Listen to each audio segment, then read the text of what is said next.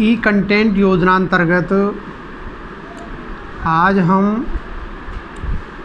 कक्षा बीए द्वितीय वर्ष हिंदी साहित्य प्रथम प्रश्न पत्र के बारे में चर्चा करेंगे।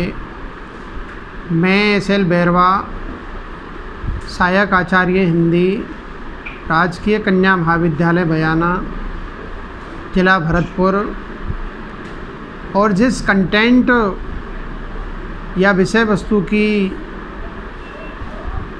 आज हम चर्चा करेंगे, ये विषय वस्तु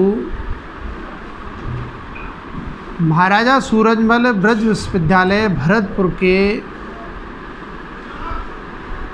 class BA part second year Hindi literature first paper में संकलित है। बीए द्वितीय वर्ष की छात्राएं कृपया करके प्रस्तुत वीडियो में जो सामग्री प्रस्तुत की जा रही है वो बेहद ज्ञानवर्धक, रोचक और संग्रहणीय सामग्री है। तो छात्राएं जो बीए द्वितीय वर्ष में अध्ययनरत है, वे छात्राएं कृपया ध्यान से वीडियो को सुनें, देखें और तदुपरांत प्रस्तुत वीडियो को लाइक करें, कमेंट करें और सब्सक्राइब करने में कोताही ना बरतें। तो आज हम जिस बिंदु पर चर्चा कर रहे हैं, जिस विषय वस्तु पर, जिस प्रकरण पर हम चर्चा का आगाज़ करेंगे, तो आज हमारा विशेष फोकस रीतिकालीन जो विविध काव्य धाराएँ हैं, जिसमें रीतिबद्ध, रीतिमुक्त और रीति सिद्ध।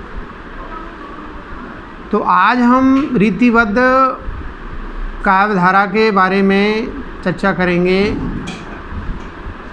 इसमें हम तीन जो महत्वपूर्ण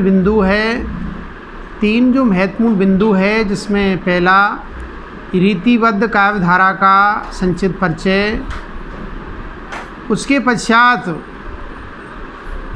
रीतिबद्ध काव्य धारा के प्रमुख और चुनिंदा कवि, और तीसरा जो बिंदु है वो रीतिबद्ध काव्य धारा की प्रमुख प्रवृत्तियाँ या विशेषताएं हैं, उसके बारे में हम चर्चा करेंगे। तो पहला जो बिंदु है हमारा रीतिबद्ध काव्य धारा का संक्षिप्त एक लघु परिचय है, उसके बारे में हम जानकारी प्राप्त करते हैं। तो कृपया करके छात्राएं ध्यान केंद्रित करके और वीडियो को देखें। तो संक्षिप्त परिचय रीतिबद्ध काव्य धारा, वैसे देखा जाए तो रीतिकाल में प्रमुख रूप से तीन काव्य धाराएं प्रवाहित हुई थी। हम थोड़ा सा पीछे चलें तो रीतिकालीन काव्य का सृजन से पहले हम संक्षिप्त में आदिकाल, भक्तिकाल के बारे में थोड़ी सी जानकारी प्राप्त करेंगे। दरअसल में देखा जाए तो भक्ति काल में ही रीति काव्य के जो लक्षण हैं वो हमें उत्तर जो भक्ति काल है उसमें हमें दिखाई देने लग जाते हैं। लक्षण ग्रंथों का सृजन भक्ति काल के उत्तरार्ध में प्रारंभ हो गया था, जिसमें केशवदास जी का विशेष योगदान है। और केशवदास को कई विद्वानों ने, साहित्य के जो समीक्षक है, आलोचक है, उन्होंने केशवदास को रीतिकालीन काव्य का प्रवर्तक आचार्य माना है। हालांकि प्रबुद्ध विद्वान आचार्य रामचंद्र शुक्ल ने चिंतामणि को रीतिकाल का प्रवर्तक आचार्य माना है। तो रीतिबद्ध काव्यधारा पर हमारा विशेष फोकस है। रीतिबद्ध काव्यधारा का प्रारंभ भक्ति काल में ही हो चुका था, इसमें कोई संदेह नहीं है। आचार्य केशव उसी युग की उपज है। रीतिबद्ध कवियों को, लक्षणकारों को मूलतः 3 वर्गों में रखा जा सकता है। रीतिबद्ध कवियों को यानी जिन्होंने लक्षण ग्रंथों का सृजन किया है, लक्षण ग्रंथ लिखे हैं, उनको हम प्रमुख रूप से 3 भागों में विभाजित कर सकते हैं, जिसमें नंबर 1 अलंकार निरूपक आचार्य, रस नायिका भेद, रस और नायिका भेद निरूपक आचार्य, और नंबर 3 सर्वांग निरूपक आचार्य। इस प्रकार से रीतिकालीन जो रीतिबद्ध काव्यधारा है उसके जो आचार्य हैं, कवि हैं, उनको हम मोटे तौर पर 3 भागों में विभाजित कर सकते हैं, जिसमें अलंकार निरूपक आचार्य नंबर 1, नंबर 2 रस और नायिका भेद निरूपक आचार्य, और नंबर 3 सर्वांग निरूपक आचार्य। कुछ समीक्षकों ने पिंगल निरूपक आचार्यों की भी चौथी कोटि निर्धारित की है। चौथा जो विभाजन किया है कुछ विद्वानों ने, समीक्षकों ने, जिसको हम पिंगल निरूपक आचार्यों की श्रेणी में रख सकते हैं। तो नंबर 1 सर्वांग निरूपक आचार्यों ने थोड़ा बहुत सभी विषयों पर लिखा है।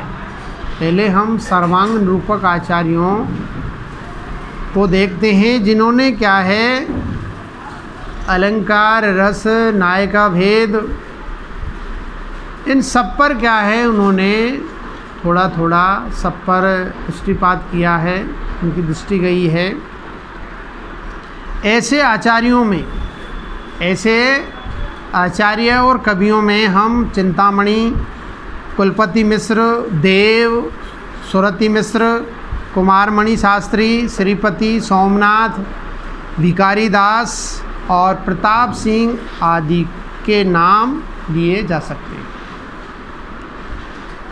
इन सभी आचार्यों में सबसे अधिक गत्वर, सबसे जो प्रमुख है,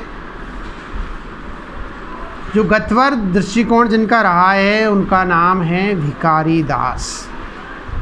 ये बहुत ही सर्वांग निरूपक आचार्यों में प्रथम श्रेणी में इनको स्थान दिया जा सकता है। नंबर 2 अलंकार निरूपक आचार्यों में, या अलंकार निरूपक आचार्यों ने अपने लक्षण ग्रंथों के निर्माण में चंद्रालोक जयदेव, कुवलयानंद, अप्पय दीक्षक आदि पूर्ववर्ती ह्रासोन्मुख ग्रंथों को ही आधार बनाया था। अलंकार निरूपक आचार्यों में आचार्य केशवदास, जसवंत सिंह, मतीराम, भूषण, गोप, गोविंद, रसिक, दूल्हे, गोकुलनाथ और पद्मा करके नाम लिए जा सकते हैं। अब अगला और अंतिम जो तीसरा भेद है, विभाजन है, वो है रस और नायिका भेद के निरूपक आचार्यों में की 2 कोटियाँ हैं। रस और नायिका भेद के निरूपक आचार्यों की 2 कोटियाँ हैं। कतिपय आचार्यों ने मूल रूप से, कतिपय का मतलब कुछ आचार्यों ने मूल रूप से नायिका भेद और स्थूल रूप से श्रृंगार रस का निरूपण किया है। कुछ दूसरे आचार्यों में ऐसे भी हैं जिन्होंने सभी रसों पर विचार किया है, यानी जो 9 रस हैं उन सभी पे क्या है उन्होंने फोकस किया है, विचार विमर्श किया है। किंतु सभी की दृष्टि, सभी आचार्यों की दृष्टि है जो श्रृंगार पर, श्रृंगार रस की ओर अधिक केंद्रित रही है।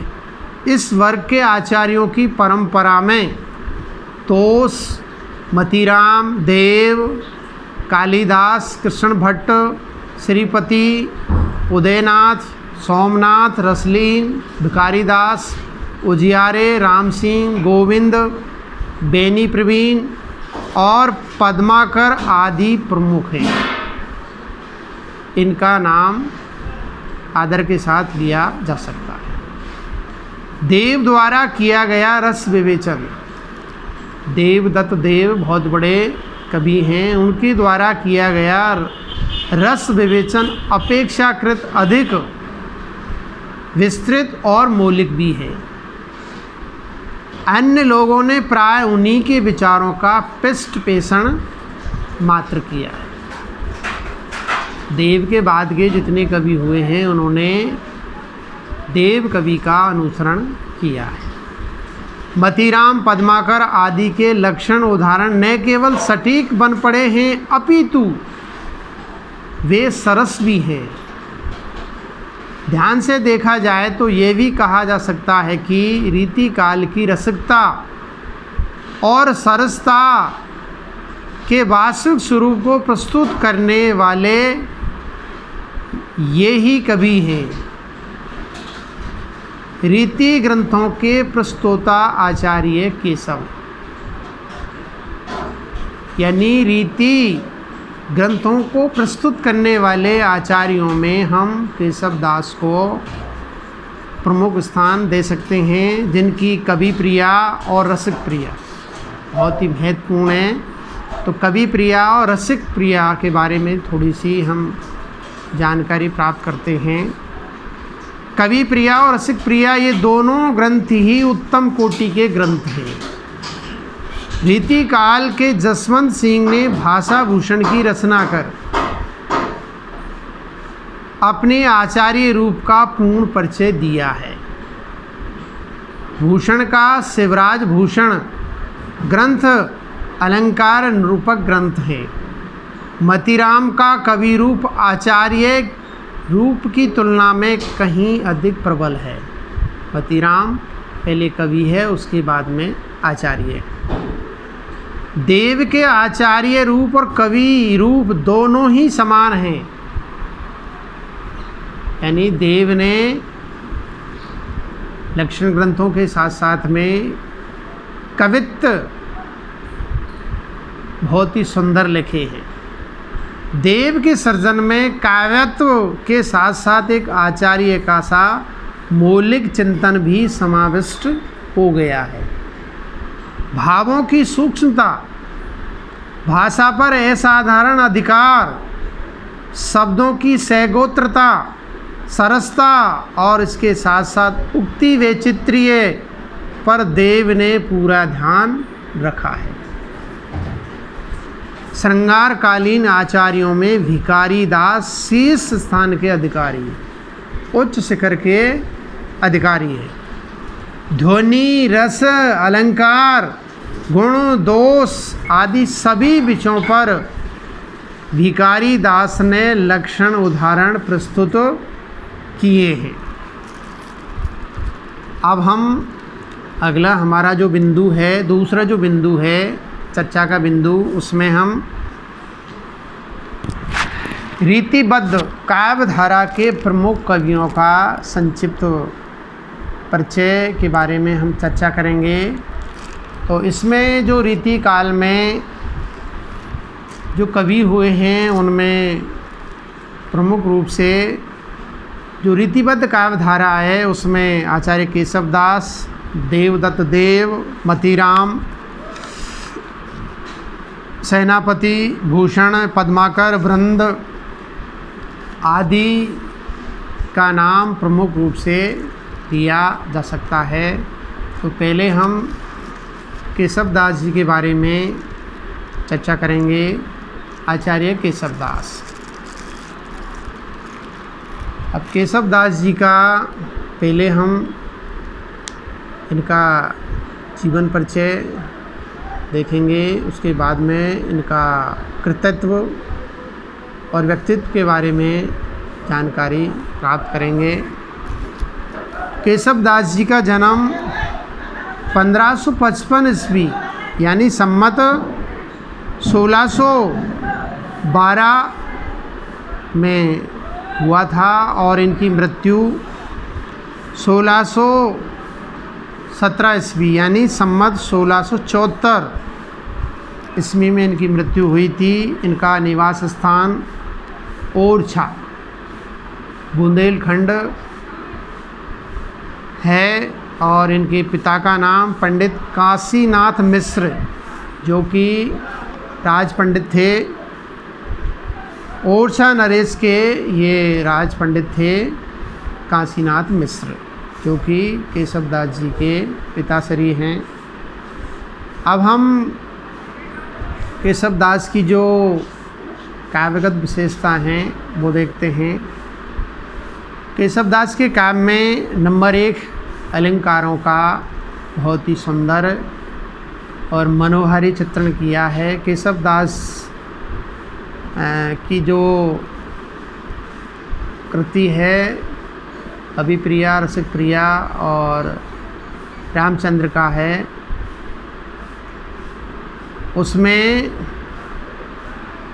अलंकारों का प्रचुर मात्रा में चित्रण किया है और इसीलिए आचार्य रामचंद्र शुक्ल ने केशवदास को कठिन काव्य का प्रेत कहा है। ये अलंकारवादी आचार्यों में इनकी गिनती होती है और अलंकारों का इन्होंने अपनी रामचंद्रिका में अच्छा चित्रण किया है। और इन्होंने लिखा भी है कि यद्यपि सुजाति सुलक्षणी सुवर्ण सरस सुव्रत भूषण बनन ब्राजयी कविता वनिता मित्र। तो जिस प्रकार से कविता और वनिता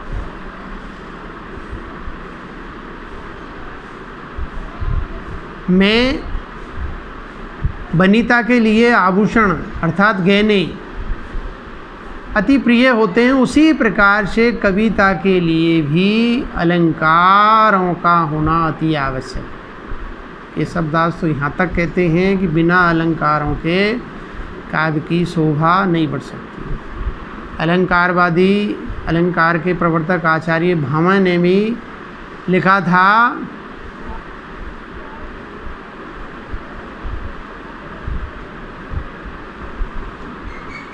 अलंकार काव्य में होना अति आवश्यक है।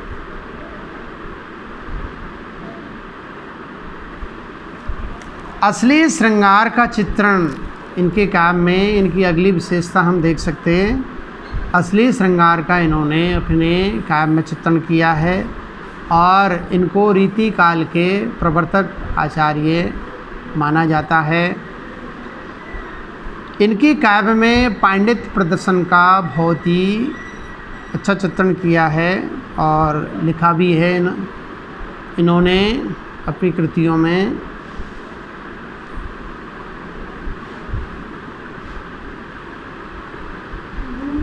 विस्मय ये गोदावरी, विस्मय ये गोदावरी अमृतन को फल देत के सब जीवन हार के दुस अशेष हरिलेत। अब इनकी भाषा देखते हैं, भाषा किस प्रकार की है। भाषा इनकी क्लिष्ट जटिल ब्रज भाषा है, क्लिष्ट और जटिल ब्रज भाषा है। बुंदेलखंडी शब्दों और मुहावरों की अधिकता इनके काव्य में हम देख सकते हैं। अपभ्रंश के शब्द, संस्कृत शब्दों का बाहुल्य और इनकी शैली मुक्तक प्रबंध दोनों का ही इनके काव्य में बाहुल्य है। और अब हम इनका कृतित्व देखते हैं, इनकी प्रमुख रचनाएं। इनकी रचनाओं के नाम हैं रामचंद्र का, वीर सिंह देव चरित, कवि प्रिया, रसिक प्रिया, विज्ञान गीता, जहांगीर जस चंद्र का, रतन बामनी आदि का नाम लिया जा सकता है। अब इनकी काव्य से हम दो एक उदाहरण आपकी ज्ञान वृद्धि के लिए प्रस्तुत कर रहे हैं। यद्यपि सुजाति सुलक्षणी सुवर्ण सरस सुव्रत भूषण बिनु न ब्राजई कविता वनिता मिथ। इसमें हम भूषण की जो अलंकरण प्रवृत्ति है उसको देख सकते हैं। अगला रसिकता से युक्त इनका एक पद है, केशव केसन अस्करी,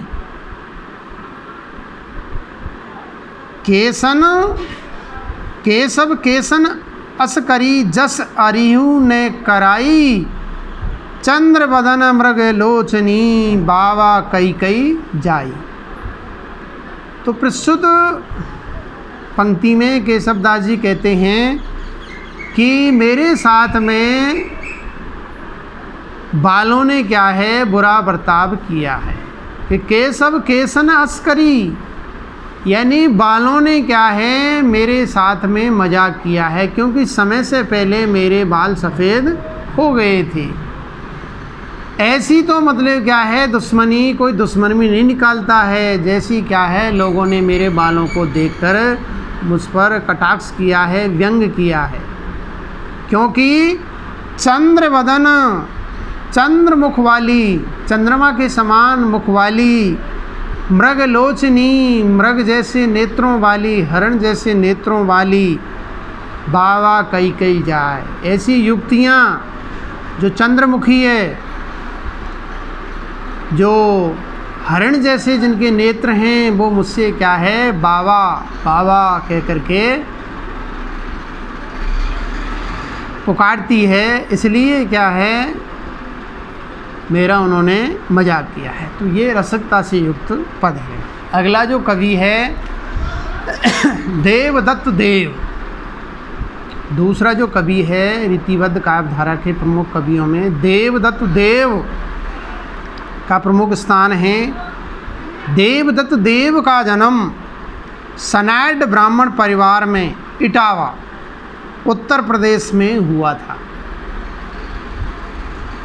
इनकी जन्म तिथि सम्मत 1730 यानी सन 1673 ईस्वी मानी गई है। इन्होंने 16 वर्ष की आयु में या 16 वर्ष की अवस्था में सम्मत 1646 में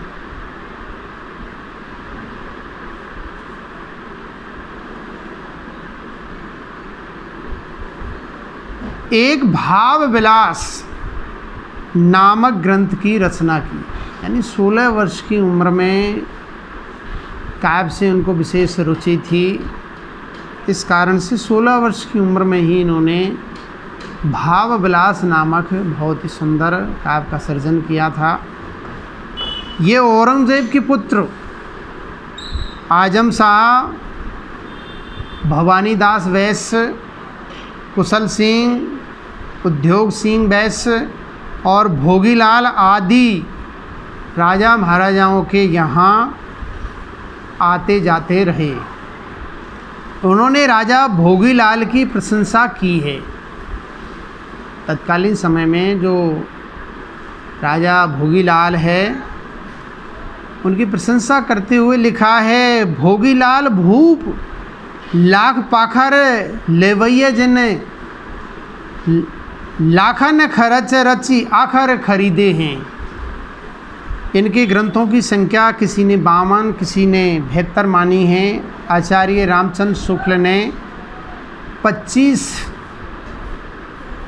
ग्रंथों की संख्या बतलाई है। इनके कुछ प्रसिद्ध ग्रंथ इस प्रकार हैं, भाव विलास, अष्टयोग, भवानी विलास, सुजान विनोद, कुशल विलास, जाति विलास, रस विलास आदि का हम नाम ले सकते हैं। देव कवि देव, कवि और आचार्य दोनों थे। इनके काव्यों में मौलिकता दिखाई देती है। मौलिकता हम बखूबी रूप से देख सकते हैं। 33 संचारी भावों को बढ़ाकर 34वां संचारी भाव छल इन्होंने ही जोड़ा है, देव कवि ने। आचार्य रामचंद्र शुक्ल जी ने देव की प्रशंसा करते हुए लिखा है, रीति काल के कवियों में ये बड़े ही प्रगल्भ और प्रतिभा संपन्न कवि थे, इसमें संदेह नहीं। इस काल के बड़े कवियों में इनका विशेष गौरव का स्थान है। ये कथन आचार्य रामचंद्र शुक्ल का है देव के बारे में। इनकी प्रेरणानुभूति सौंदर्य की सटीक और मर्म स्पर्शी बन पड़ी है। इनकी सौंदर्यानुभूति बहुत ही और प्रेरणानुभूति बहुत ही सुंदर और मर्म स्पर्शी है। एक उदाहरण हम देख सकते हैं। होजू गई हुति कुंजन में, बरसे अति बूंद घने घन घोरत, देव कहें हरि भीजत देख अचानक आई गए चित चोरत, ओट भट तह कोट कुटी के लपेटी पटी, अचरा गई छोरत, सौगुनो रंग चंड्यो चित में, चूनरी के चुचात ललाक निचोरत। तो ये देवदत्त देव हैं। और अगला जो रीतिबद्ध काव्यधारा के जो तीसरे प्रमुख लब्ध प्रतिष्ठित कवि हैं मतीराम। मतीराम का जन्म साहित्यिक परिवार में सन 1604 ईस्वी में उत्तर प्रदेश के फतेहपुर ज़िले के बनपुर स्थान में हुआ। बनपुर स्थान में हुआ था। इनके पिता का नाम विश्वनाथ त्रिपाठी था। यह अनेक राजाओं के आश्रय में रहे। एक राजा नहीं, अनेक राजाओं के आश्रय में ये रहे, जिनमें दिल्ली सम्राट जहांगीर, दिल्ली के तत्कालीन जो सम्राट थे जहांगीर, उनके दरबार की शोभा इन्होंने बढ़ाई थी। बूंदी के भाव सिंह, बूंदी के राजा भाव सिंह के दरबार में रहे थे। कुमायूं के राजा ज्ञानचंद, कुमायूं जो रियासत है उसके राजा ज्ञानचंद के दरबार में भी रहे थे। और बुंदेलखंड के राजा स्वरूप सिंह, ये प्रमुख राजाओं के दरबार में रहे थे। ये चिंतामणि और वीर रस के कवि भूषण के भाई थे। यानी तीनों भाई ने ही काव्य का सर्जन किया है। चिंतामणि, भूषण और मतीराम के ये भाई थे।